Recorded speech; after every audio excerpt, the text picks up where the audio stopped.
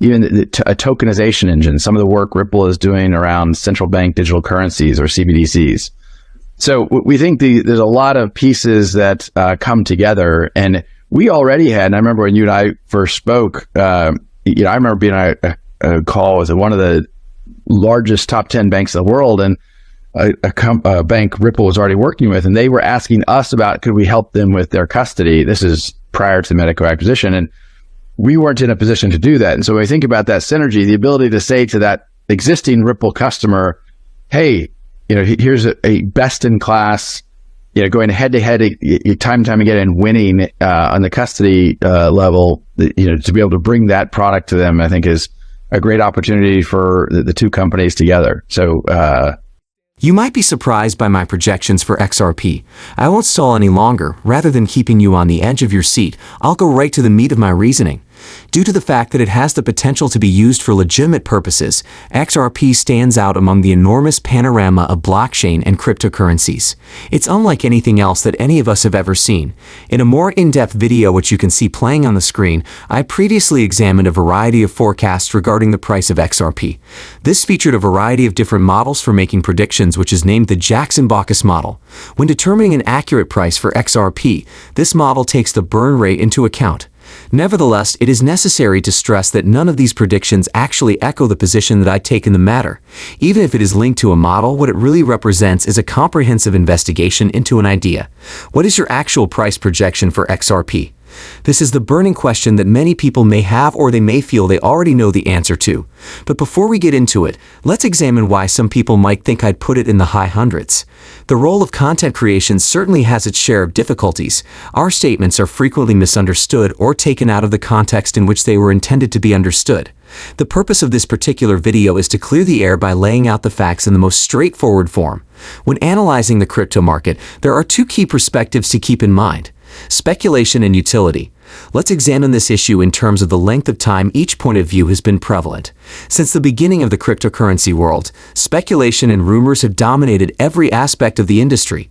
On the other hand, utility has absolutely no influence whatsoever on how the market has moved up to this point. When we talk about utility, we eventually wind up at the idea of tokens like XRP being purchased in large quantities by institutional actors. If these organizations were to dramatically cut back on the amount of currency in circulation, the inevitable result would be a significant spike in demand for the currency. In theory, the price of a scarcer asset that is in high demand would surge as a result of the increased demand. The problem is, there is a catch. This hasn't come to fruition as of yet. It is important to keep in mind that the astronomical price predictions being made for XRP, such as $50,000 or even $10,000, are not based on pure guesswork. They are not even close to being in that realm. Because of this, the estimates for the value of XRP span such a wide range, going as low as $1.28 and reaching as high as $500,000 in certain cases. What is the difficulty? These calculations are an attempt to quantify an event that, to be honest, has never taken place before. It is of the utmost importance that you comprehend the fact that we are entering into a new area. We've never seen the mechanics of how certain tokens such as XRP can appreciate based on the interaction of demand and supply in a system that is utility-driven. Even if we have enough information to make educated assumptions, it is still impossible to accurately forecast how the landscape of this new utility-focused world would look. We do not have a good understanding of the proportion of financial institutions that will passively keep XRP in comparison to the number that will actively use it. In an ideal world, we would like to see a situation in which XRP becomes so important that financial institutions begin to hoard it and keep it out of circulation. This would be the case not just because of an immediate need for it, but also maybe as a speculative asset given its increasing utility.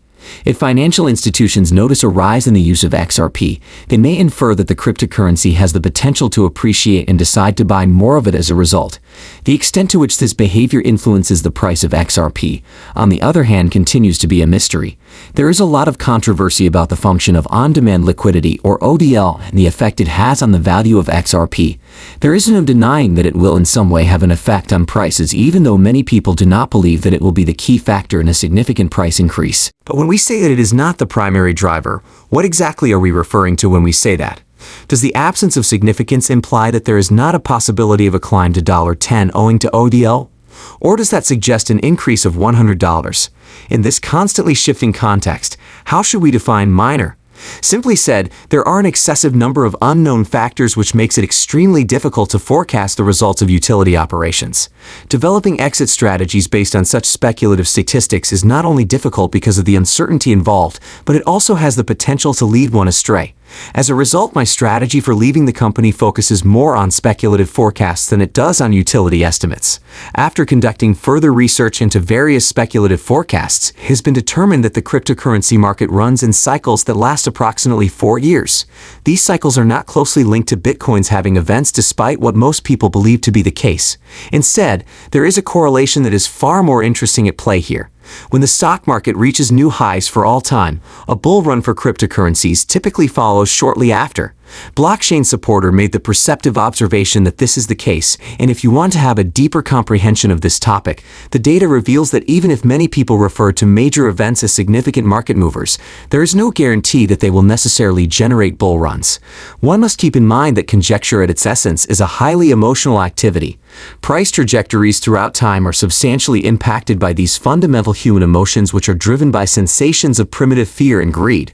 There is a natural ceiling and floor to how much prices may escalate or plummet, and they are driven by human emotions and decision-making. Given that our reactions are anchored in our biology, there is a natural ceiling and floor to how much prices can escalate or drop. After all, a person is always making a decision behind the scenes of every transaction. Despite the fact that market manipulation is a topic of conversation, it is crucial to keep in mind that even manipulative acts originate from human behaviors, albeit on a greater scale. It is appropriate to make use of indications that coincide with our natural tendencies as humans in order to gain an accurate understanding of the price changes that are being driven by biological factors. Those who started following my channel early on may recall that we had extensive conversations on the Fibonacci retracement tool. This tool has proven to be extremely helpful during my journey by assisting me in making accurate forecasts on long-term price trends.